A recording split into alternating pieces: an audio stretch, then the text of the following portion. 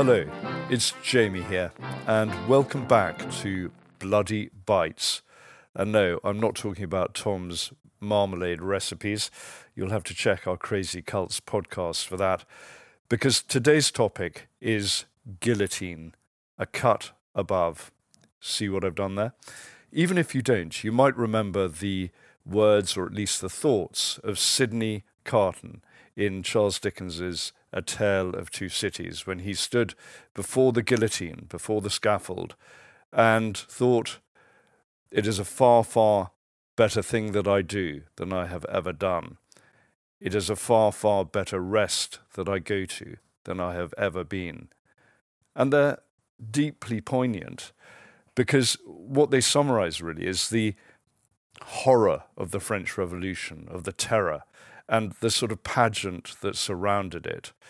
And it was deeply macabre. There were the tumbrils, there were the tricoteurs, those old women who knitted as they watched their heads rolled, and there was that structure of the guillotine. And that shape, that silhouette, has cast a long shadow down the centuries. It was about 14 foot high. It averaged a blade of 88 pounds. It weighed just over 1,200 pounds itself. And it struck terror. It was part of the terror of that French Revolution. And its history was long. The first victim of the guillotine was 1792, and that was a highwayman who was guillotined in front of the Paris Citadel. And that was a guy called Nicolas Peltier. And years later, 1977, you had the last person guillotined in France, and that was a guy called Hamidai Jan Duby, and he was a rapist and murderer and torturer. So it had a long history, and its victims were many, because it wasn't used just in France. It was used in some surprising countries, whether it was Sweden or Switzerland or Belgium or Greece, South Vietnam. It spread across the world, and the French colonies, of course. So it was used around the world in different locations. So talk about a bit of French culture spreading. And it took a lot of lives. If you look at the French Revolution, the number of people killed during that time by the guillotine was about 16,500 during the terror. On Christmas Day alone, in 1793, you had 247 people beheaded by guillotine in Paris. So it had a terrible reputation, and its reputation stands to this day. But its development was a strange one, because it was produced by Dr. Joseph Guillotine.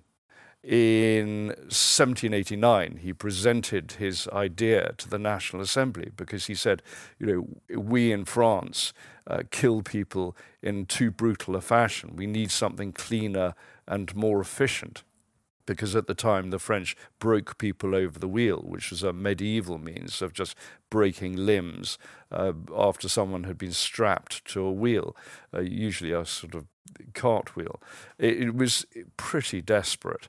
So he proposed it, and it was accepted, and it was constructed with the advice of French surgeons and put together by a German engineer. And as I said, it was first deployed in 1792, but it came into its own during the terror. But other devices had been seen during the previous years. I mean, in the 16th century, the Scots, of course, had the maiden, and that was used until 1708. It was deployed and became a public spectacle in Scotland. And it had a blade. It was controlled by weights. A peg was pulled out and the blade was ascended. It was a squared off blade. So it was an axe blade, really, that came down. And if someone was a horse thief, quite often the horse was tied to the peg and then whipped and galloped away. So the horse, in effect, became the executioner. There was another device called the Halifax gibbet, and that too, like the maiden in Scotland, was used in the 16th century. and was a very popular thing. Public executions were the norm. They were great public events. And so what Joseph Guillotine came up with in France was nothing really new.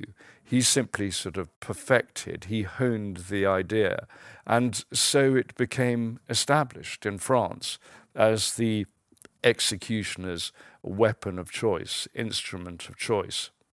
And during the French Revolution, about 16,600 people were executed. The terror was particularly bloody. But later on, you got equally unpleasant situations with the guillotine. In 1905, a Dr. Bouvier wrote an eyewitness account of what had happened at one guillotining, where the head came off the criminal, and he had actually called to the head, and the eyes of the head opened, the eyes of the prisoner opened and then closed again. And so Bouvier called out again, and again the head responded, the eyes opened, and the prisoner's decapitated head stared at the Bouvier with a sort of fixed stare, and he was absolutely appalled by this. But that caused a great deal of comment at the time.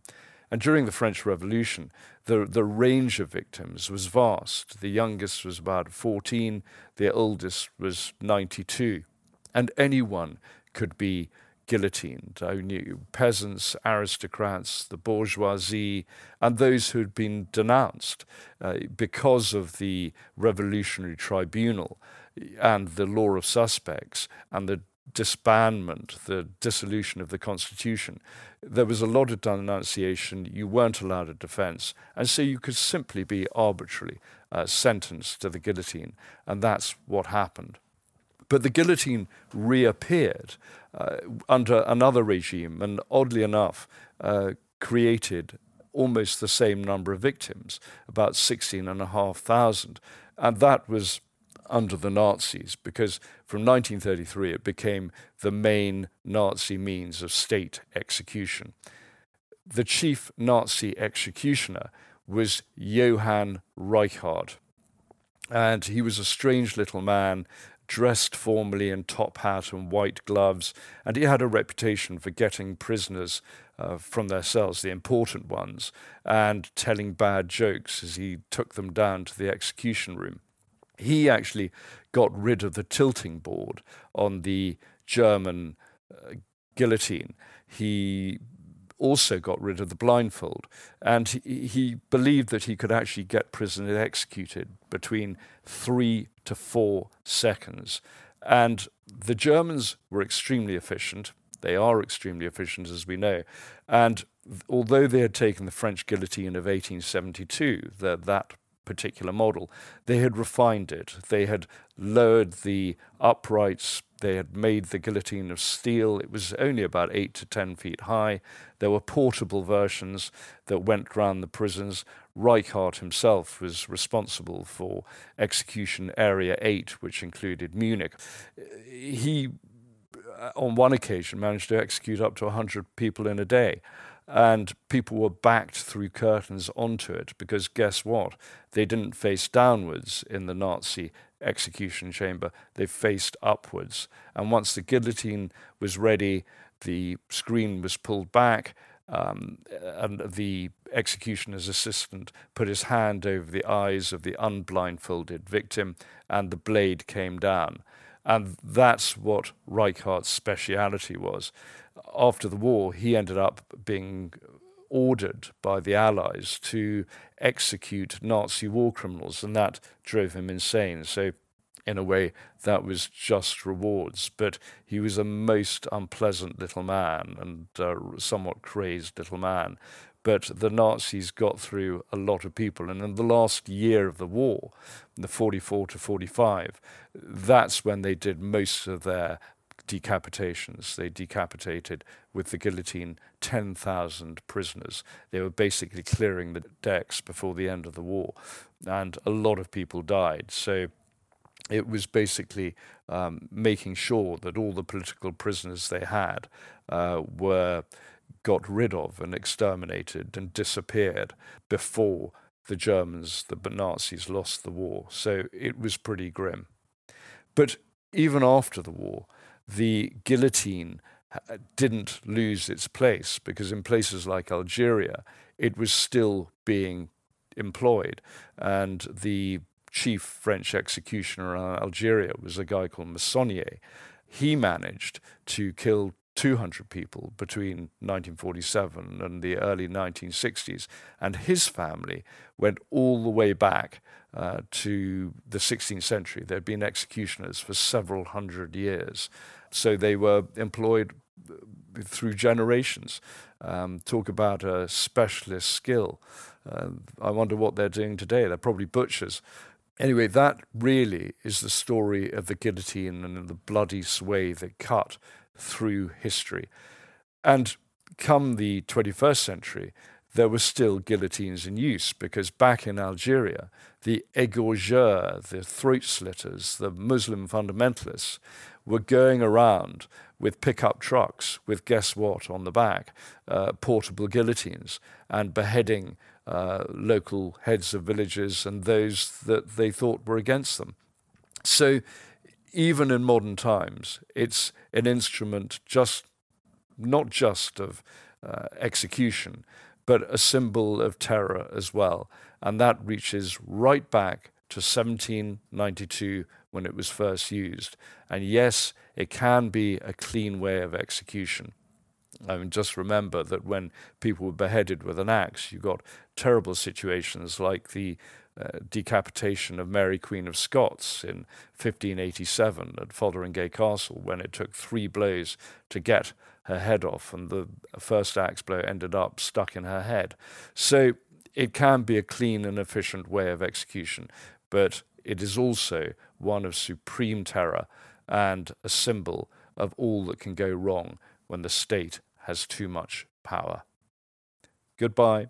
It's time to bring the blade down on this episode of Bloody Bites. Hope you enjoyed it. So it goes. My name is Tom Assheton. His name is James Jackson. Please subscribe, it's free, to our podcast on the app you use and to our mailing list via our website.